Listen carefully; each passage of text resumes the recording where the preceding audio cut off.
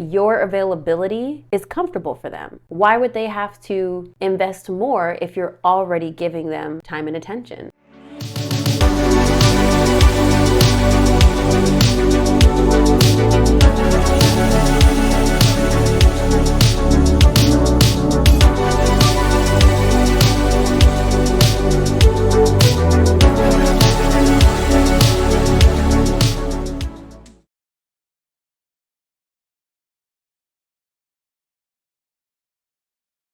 Hi beautiful, I'm editing my monthly forecast for the month of December that are exclusively available to my Lightkeepers. If you'd like to become one, the link is below. But as I was editing my forecast for Sagittarius, I spent about 10 minutes giving some dating advice that I felt could be applicable to all signs. I really go over what you need to do if you're being breadcrumbed by somebody and if you're struggling to let go. And I even touch on the topic of manifesting a specific person because I've been there, and I really want to walk you through what that looks like and maybe how you can navigate avoiding trying to manifest somebody and really what you should do instead. All right, I hope you enjoy this. Leave a comment or drop a like if it helps you. I read one time on TikTok that a situationship is only a situationship to one person. And I thought that was so profound. If you don't get that, to one person, you're just having fun. It's just casual. To the other person, you're in a situation because you obviously want it to be more, but you're kind of settling, hoping that they do eventually see you in that way. Please take it from me, honey, as someone who has a graduate degree in situationships. That man or person is never going to see you as more. There is nothing that you can do. Let me not say that. It's not that they will never, but specifically, there is nothing that you can do. There's no amount of gestures, there's no amount of text messages, phone calls, and FaceTimes that will make that person see you in a different light. You have to take the decision to walk away and let that person decide if they've lost something or not. But your availability is comfortable for them. Why would they have to invest more if you're already giving them time and attention? You know? Somebody's playing you. They're playing you, okay? And you're over here like, oh, but I love them. Okay, that's fine. And you can love somebody else. You can fall in love with somebody else. I'm not to be funny. That's a young girl's game. Not to be funny. Not to be funny. And I love period piece films or movies. And it's always the older, woman or mistress or whatever. And when I say mistress, I mean like woman of the house, not like side piece. It's always the older woman telling young girls who like, oh, but I love my neighbor and like, we're going to be married. And mom is like, he is broke. He ain't got nothing going for him. Security, bitch. Security. And they're like, well, what is that? What does security mean if we have each other? And the older woman is like, everything. It means everything. And you're too young to know that. What I'm not doing is I'm not trying to say that love is not out there or that you can't fall madly in love and find your dream person. What I'm saying is there are billions of people on this earth and you can have more than one true love. Okay? That's my point. But do not settle for somebody who is treating you as an option. You can be in love with someone and still accept and acknowledge that they're not for you. And I'm really saying that as somebody who's been there. I really am.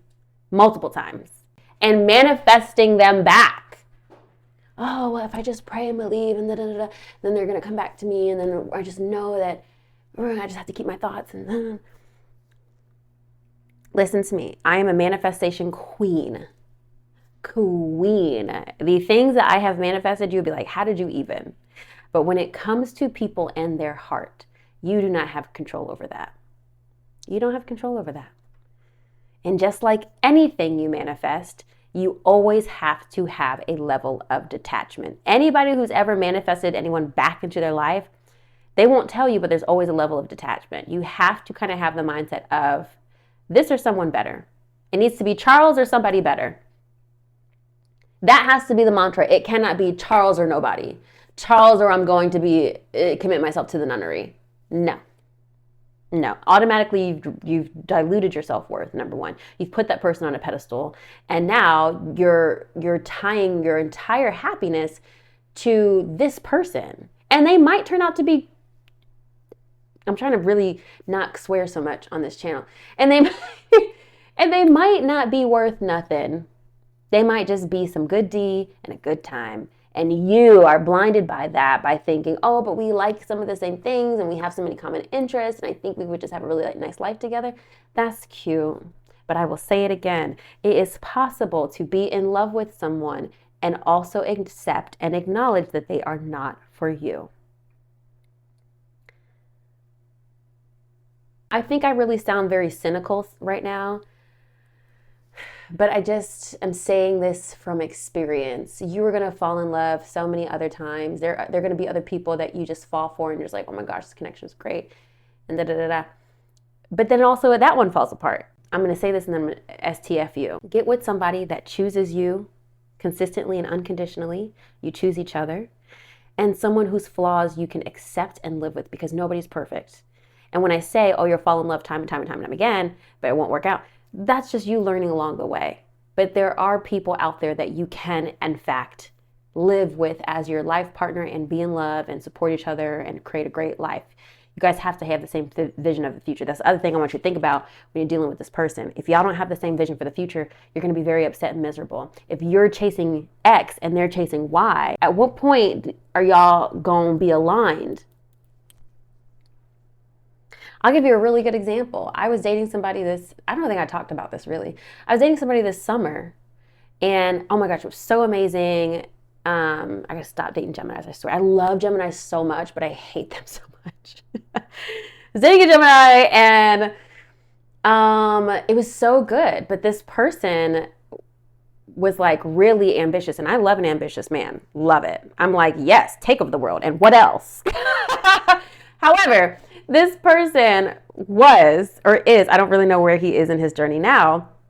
He was studying again to take the LSAT again because he wanted a better score so he can go to law school. He already had a master's degree. I forgot what he had his master's in. He wanted to go to law school. He was in the process of starting a nonprofit organization for the youths. Okay. He was looking for a full-time job. Again, he was also trying to go back to work because he was in between jobs. And he also is like a literal priest in Africa. When we connected, he was in Nigeria studying for his priesthood, which is great. I love all these things. But at some point I was like, okay, so like, what's your timeline? And for context, this man was 31. He was a year younger than me. He was 31.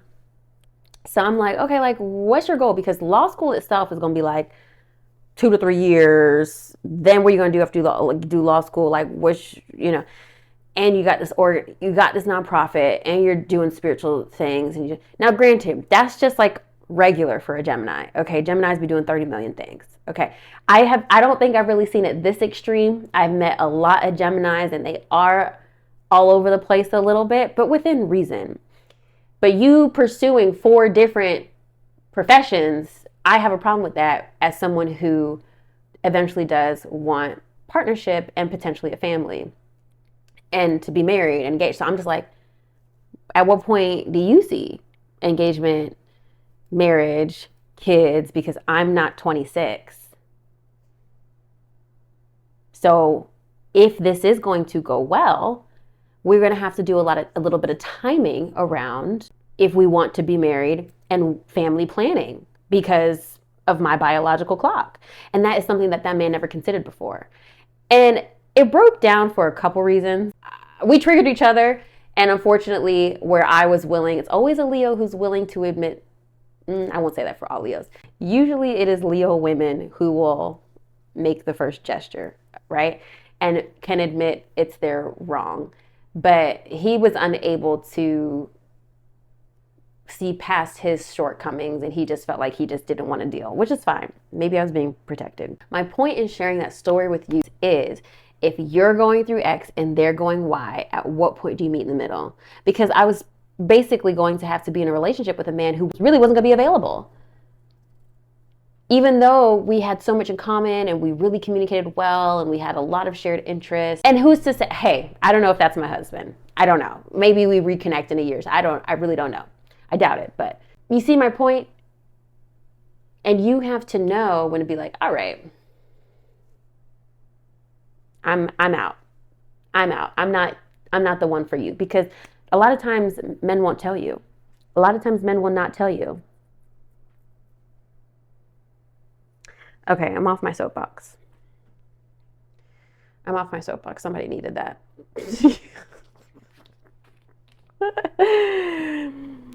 If you found this video helpful in any way, I want to share a couple resources with you if you'd like more content or more advice. The first thing you can do is head to my website, lightworkerwit.com, or check the description box below for my 7-day course called Let Them Go and Flow. This is specifically designed for people who are struggling to let go of a specific person. I've been there so many times because I personally have an anxious attachment style, and I really had to learn how to navigate that and really know what it means beyond just falling for people quickly, and learning how to manage my emotions around attachments and dating. The second resource I want to share with you is the book Attached. It is in my Amazon storefront. The link is also below. Go to my idea list called books and you should find it there.